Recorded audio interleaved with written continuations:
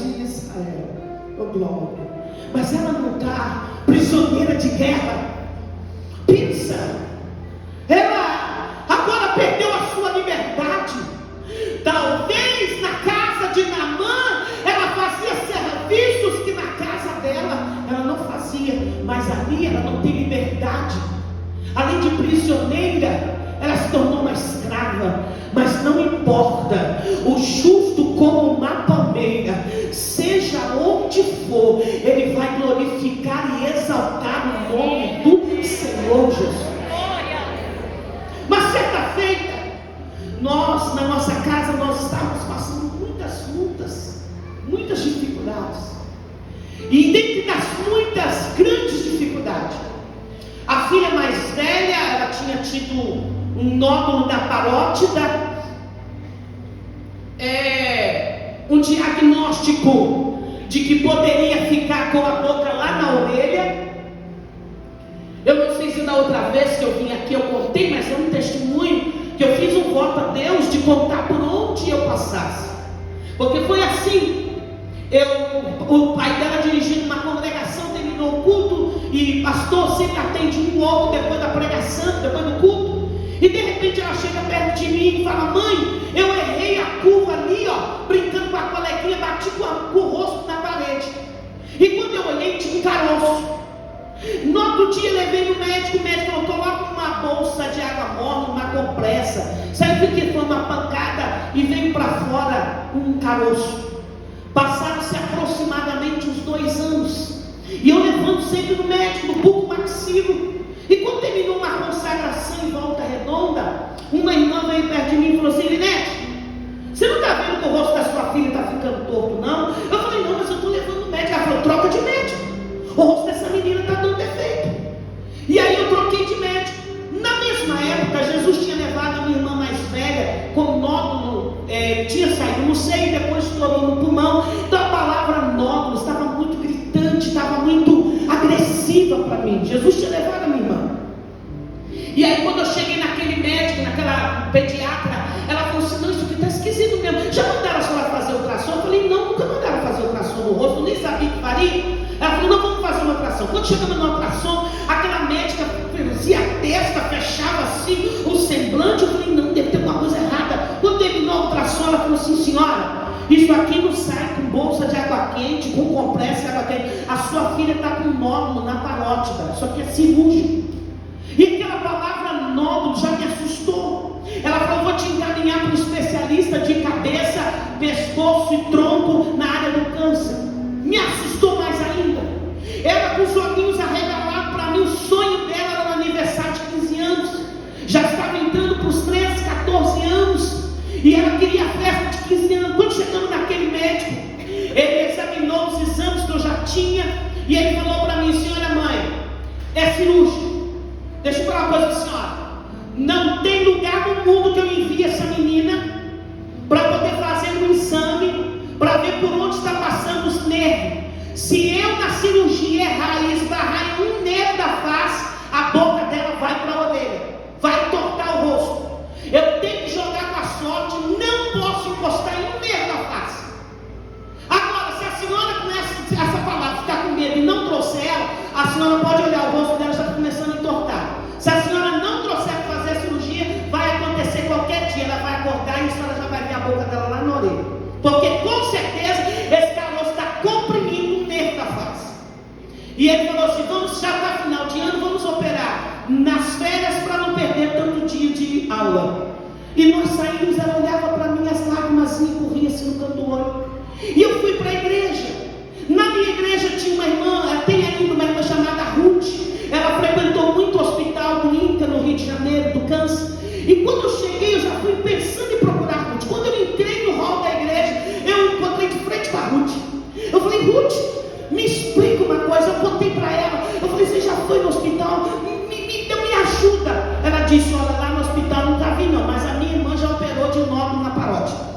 Assim falou que o médico disse que da sua filha está superficial.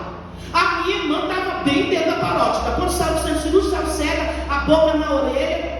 Demorou muito para a fisioterapia acertar um pouco o rosto. A gente tinha que ajudar a fazer a asepsia dos dedos e ajudar a colocar a comida na direção da garganta, nunca mais fecha os olhos, vai dormir, alguém tem que ir lá fechar o olho. Eu falei, meu Deus. E sabe qual era a minha preocupação? É chegar num congresso como esse e pregar sobre milagre, e eu não tenho milagre na minha casa, porque eu ia ter a foto de uma menina de 1 ano perfeita e a de 15 anos toda torta. E eu comecei uma batalha assim, de oração, me ajudando e orando e fazendo proposta em casa. E eu cria que Deus numa madrugada ia entrar em casa, ia fazer a cirurgia e nada.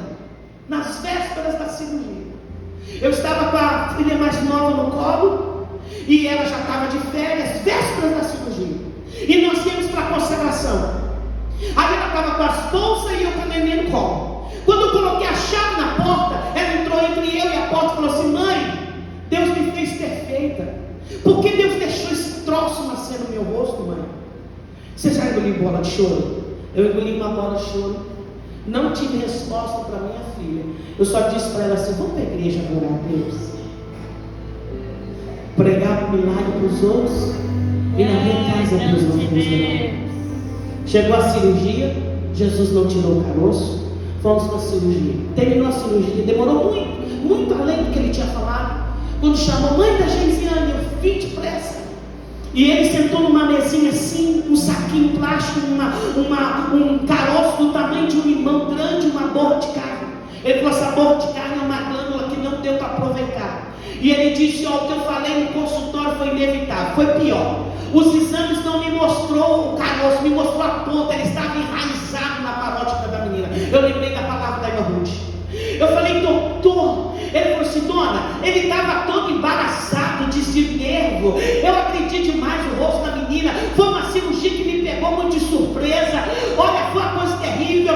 O rosto dela vai inchar demais. E eu falei: mas está muito torto. Ele falou: não dá para te mencionar agora. À medida que a anestesia for acabando, o rosto vai entortar. Como eu não sei qual foi o nervo que eu atingir, e vai inchar demais, nós vamos ter que esperar 1 mês para a senhora levar ela lá no consultório e eu avaliar qual nervo atingiu, para depois eu passar as fisioterapias e vamos ver o que vai dar.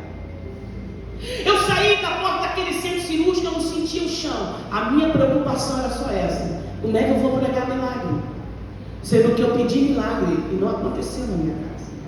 Aí por que eu entrei falando que o justo é como a palmeira, aonde muitos estão esperando uma palavra de desânimo, de destruição?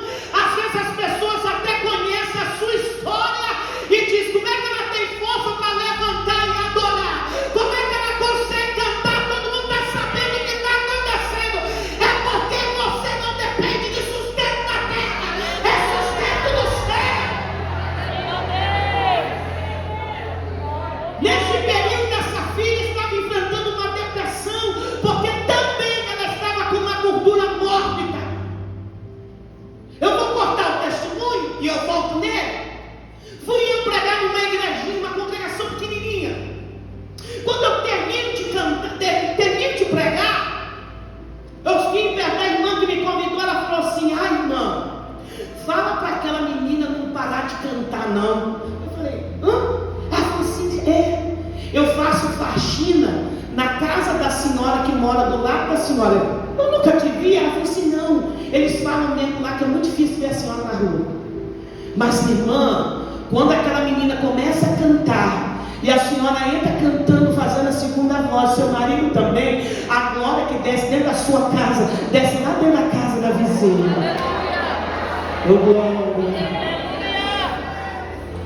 para a enfermaria esperar a Geisiane. Jesus não tirou o caroço, mas em 1 hora ele livrou minha filha da paralisia facial. Em 1 hora a porta da enfermaria abriu. Eu dei um pulo da cadeira. Quando eu olhei minha mata, a boca estava no lugar, o olho fechou e abriu, as lágrimas começaram a correr. Deus fez do jeito dele. Vai, glorifica. Glorifica.